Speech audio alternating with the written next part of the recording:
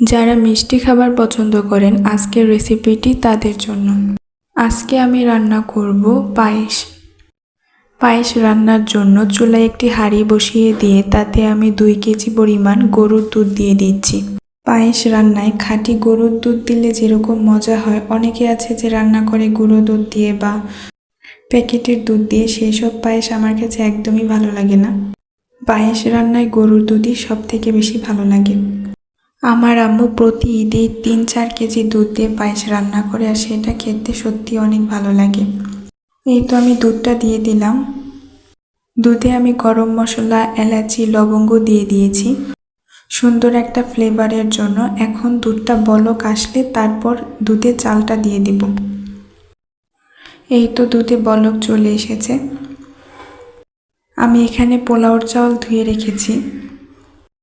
চালটা এখন আমি দুধে দিয়ে দেব, তারপর নাড়াচাড়া দিতে থাকবো।